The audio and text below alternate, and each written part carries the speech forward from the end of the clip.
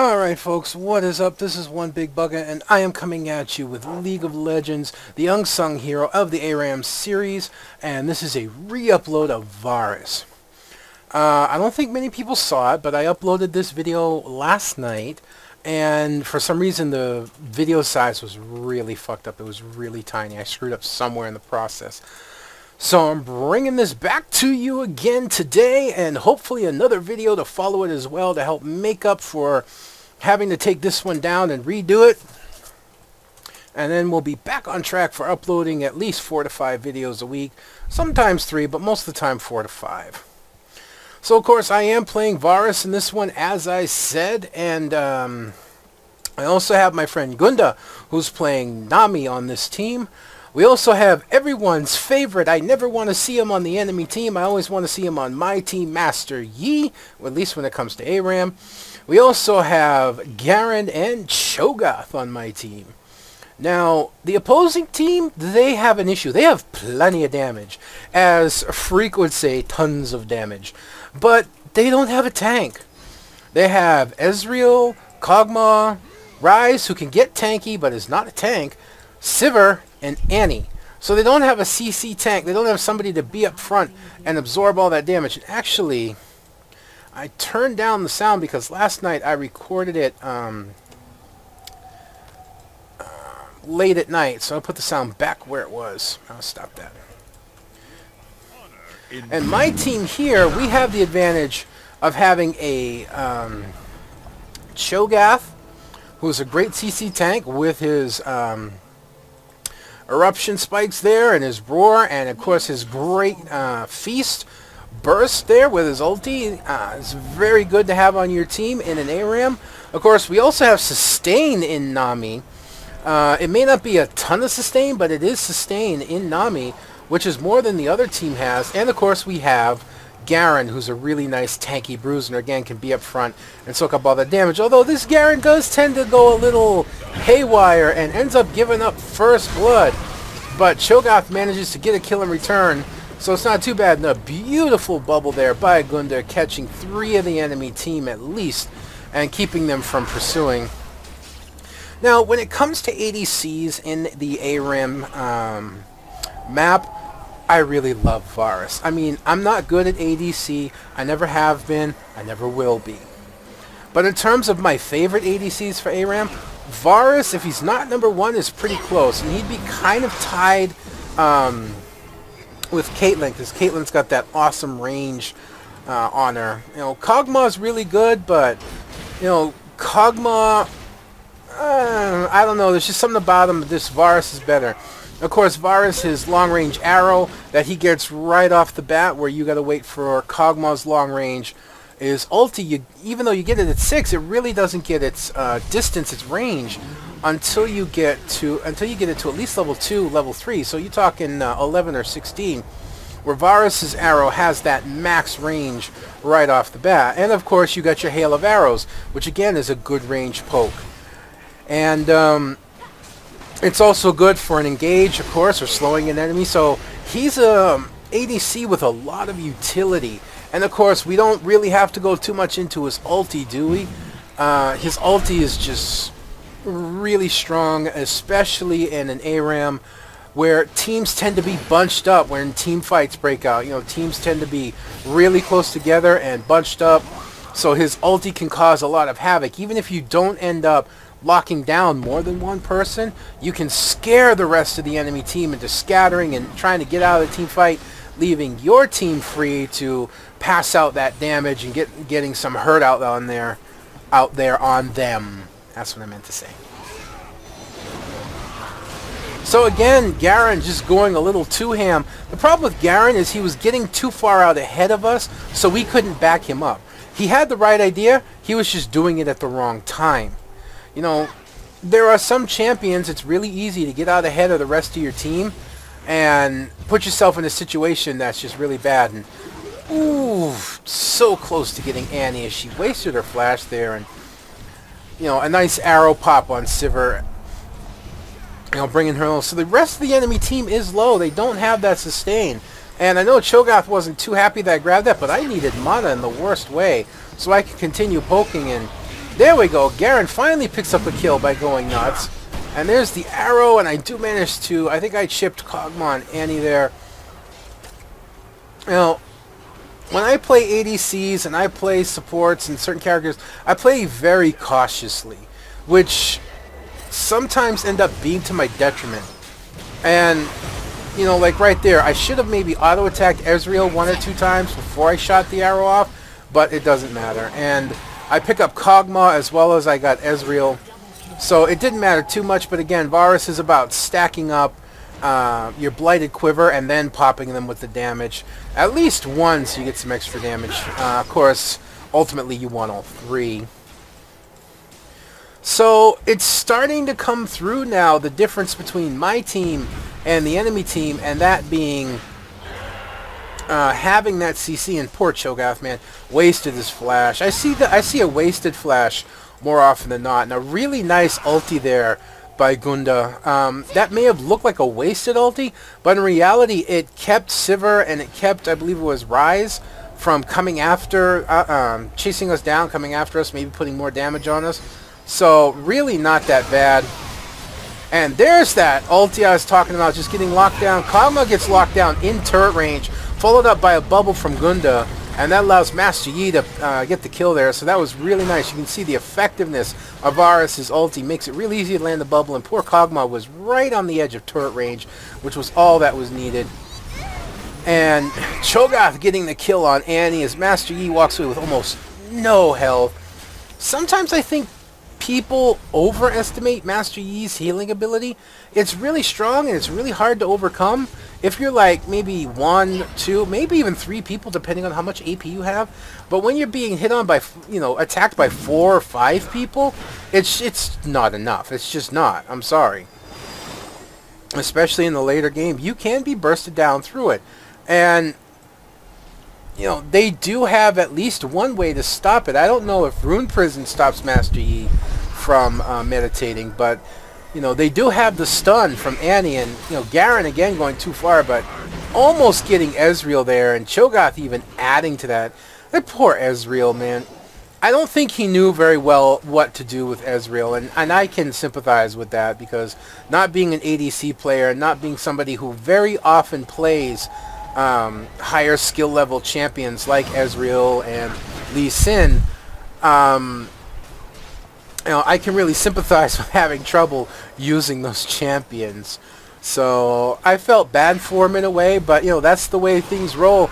I always feel that ARAM is much more fun when you have a lot of champions and you don't play those champions very often, because that's when you get to play them.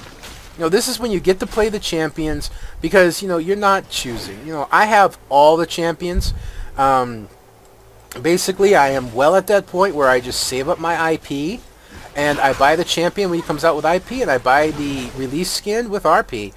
I don't have very many things rune-wise that I need. I think there's maybe a couple runes I can still pick up, but that's it. And it's very easy to do now that they've actually spread out the release of champions.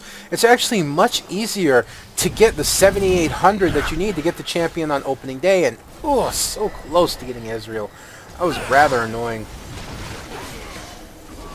You know, that's the other thing I like about Varus' arrows. It's hard to see. And a nice lockdown on Sivir. Also gets Kog'Maw and the beautiful ulti. And Cho'Gath will go down. Now see there, I could have been in there getting that kill, but my cautious nature tends, you know, help pull me off. And so close. Ezreal's actually frustrating me at this point. So I'm actually waiting for my piercing arrow to come up. And I'll just see Ezreal once we push up to the tower here. You'll see it in just a sec. And there we go. Nope, that's where I'm avoiding the Kog'Maw living artillery. And there we go. Ping! There we go. I just caught sight of the low health Ezreal, and I know that Ezreal's not one to randomly move about. That's probably one of the biggest things in ARAM. If you're not going to be hiding in the bush, and even if you are hiding in the bush, it actually helps to randomly move. As you can see when I play here, and a lot of other people of course, but I am almost never standing still. I'm in perpetual motion, just as if you're holding up a siege on a tower in a 5v5 on Summoner's Rift. So that way I'm not easy to target with skill shots, much like Arcane Barrage. You know, it's how I avoid getting hit a lot. I don't always avoid getting hit, but it's how I avoid getting hit a lot by things like a Nidalee Spear, of course Ezreal and whatnot. You know, it's how I avoid getting those long-range pokes. And right here, I think I've been up for almost 10 minutes. I think I'm getting close to like 3,000 or 4,000 gold, and I'm thinking to myself, I really need to die. You know, I want to go and get more stuff, but just can't do it. And you know, right here, if I had stood my ground more, I probably got more kills. And that was a beautiful, beautiful ulti from Gunda there, taking down Sivir and really just dealing damage across the board there. And let me go over this with you real quick as Master Yi dives head first into Kog'Maw and actually will end up paying for it. Yep, there we go. But it gets us a free tower, so there's nothing wrong there. And this poor Annie, she's just not going to get away. It's completely obliterated. But talk for a moment, get away from Varus. I want to go back to Nami for just a minute. Gunda playing Nami. I mentioned before, I've uploaded a Nami video before. Nami is one of my favorite champions in the game, in terms of support champions, bar none. Now I play her as I recommended to Gunda here. I play her as AP. I'm sorry if you get a little breeze noise. I have the door closed to limit noise to the house, and to limit noise coming into my room, but it's too hot today to close up windows. So you get a little breeze background noise once in a while. I do apologize for that. It's something I'm working on, which is why I usually do my videos later at night. But anyways, back to the game. I was talking about Nami as I recommended Gunda play Nami AP. She is honestly one of my favorite supports to play because of just how much devastation she can wreak if you land your bubble and with her ulti. As I've mentioned before, her ulti's wide. It takes up like half the lane, or close to it, a third of the lane. So it can be really hard to dodge out of. And in terms of the enemy team grouping up, you know, team fights, it's so easy to land your ulti across so many enemy team members, which of course slows them, and it actually has a decent AP ratio. So you can put out some good damage as an AP Nami. Of course, Nami's fallback, that being, or drawback I should say, is her bubble and her tidal wave are only two abilities that really do a lot of damage. Her healing and poke doesn't scale well, and nor does her other ability there. As Master Yi, you see right here what I'm talking about. There's just no way you're going to heal through all that, especially with like a Kog'Maw on the other side. And again, here my timidness is getting to me, and I'm not playing as aggressive as I should. And there will come a point, and this isn't it. You see I flash away, I use my barrier, and you're going to see here it's going to come down to why I did that. It was, I should have been in there fighting, and now I come in and fight after my team's dead, and I end up giving up the kill and the shutdown, which is really stupid. Had I been in there fighting, had I been in there with my team, I might have been able to get some more kills off, and maybe even we would have lived and been able to push another tower. It came to the point that I wanted to die, and I chose the wrong time to, but fortunately Master Yi getting back in time to help hold the tower. Now, of course, I started off with boots, Duran's blade, a few health potions, and a short sword. Or long sword, rather. And I still have the long sword. I decided I had enough gold.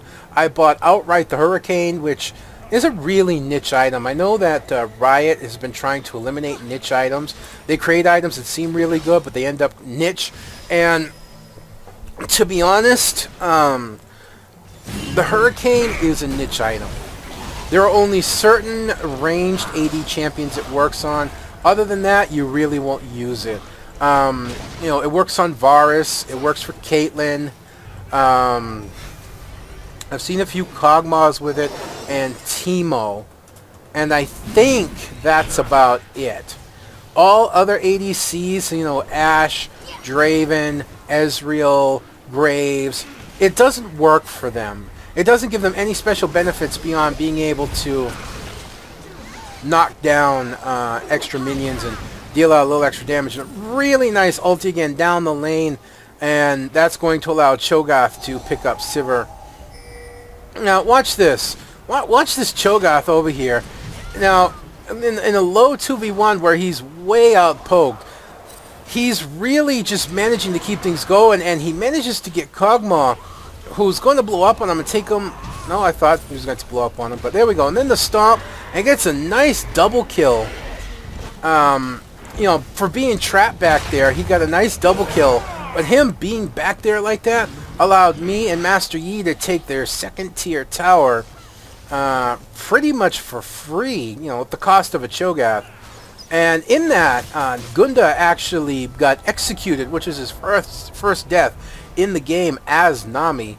And he had a ton of gold to spend, so that Cho'Gath going deep like that really benefited the team. You know, there's sometimes where going balls deep means a big deal, and there are other times going balls deep doesn't work. You know, kind of like Garen, who did a lot of damage to Sivir, but then took a lot of damage in return. So, you know, that maybe didn't work out so well in his favor, but it wasn't terrible. I've seen worse. But yeah, the Hurricane, as I was talking about earlier, it's really niche, and I can see Riot at some point. That was just really bad arrow. I can see Riot at some point either changing it or getting rid of it and replacing it with something else. I truly can. Because, like I said, it only works for like 2 or 3 ADCs in Teemo, and I don't consider Teemo an ADC. And, yep, see, there's that stun, but it will allow us to kill Annie, putting out quite a bit of damage. As we also, I didn't see who else we got in that. We got somebody else, Ezreal, that was it. And I just decided to duke it out with Sivir, and I come out with the kill, although I barely live because Ryze was helping her as well. So that was a lot of damage I was absorbing there, but I still came out alright. And I just missed clipping Ryze with the arrow. I want to get this inhibitor. I'm very goal-orientated when it comes to playing. You know, I go for the towers, I go for the Nexus, I go for the inhibitors, rather than go for the kills, because to me that's what wins games. When you get those inhibitors, and when you get those objectives, you know, from what I've seen watching tournaments and watching streams, is going for the objectives is what wins you games, not going for the kills. And I've seen that. I think I accidentally deleted the game at one time, and this Ezreal, I just again decided to stand in, and I died, but I put out a lot of damage, and it's going to benefit my team. As there we go, we pick up 2 kills. And, you know, still going again. This is just that tankiness with Cho'Gath. Just that tankiness, and gets the feast and almost walks out. Almost walks out as Cho'Gath doing a lot of damage. And then in comes Master Yi, and bam, double kill. You could have seen that one coming, no problem. And Kog'Maw's going to blow up on him and do, like, nothing. But Garen, almost no health. Managing to get out of that, you know, thanks to Master Yi. And then here comes Annie, and you know she's going to want to target Garen. And, you know, here, I don't know if it just gave up and wanting to go for the kill, but you see she's like missing everything. Then she decides to turn and focus Yi, and that allows Garen to come back with the silence and spin to win on her with help from Nami. And then Ezreal going, and he's going to get caught and take a ton of damage. And then there's the ulti, and then Ezreal's just going to boop, run right into the end of it and giving the kill up to Nami. Oh man, that poor Ezreal. So yeah, tunnel visioning right there, the enemy team. I've seen that happen too often. I've seen it happen on my team. I've seen it happen to other teams. It's where you see someone almost dead and you go, you know, all out for that kill. You're going for everything that you can, balls to the wall kind, to get that kill, and then you end up dying because you're ignoring the person that's attacking you in return. So while you're running around all crazy like trying to get a kill, you're taking a hell of a lot of damage, and you're just letting... did you see that? Did you see that? Let's watch. Yeah, wait, we gotta speed up to where she does it. And it's right about here. Man, watch this. You gonna tell me that didn't hit her? Did you see that? That hit Nami, but it didn't do any damage. Of course, I don't know how many people know that Sivir's boomerang blade is like that, because you don't see Sivir anymore. You know, she's in that rework bracket. I don't know what they're going to do with Master Yi. I know they're updating his looks right now. I've seen the pictures for it, and I nail down Rise, and he's just going to fall as I get the kill on that. And then I back up, but no need to. As I just pound away on the tower, and Cho'Gath with all his burst damage is going to take down Sivir. And then, frack, no minions. Just pick up the health sigil real quick. I said pick up the health sigil real quick. There we go. And, oof, so much damage on Ezreal now.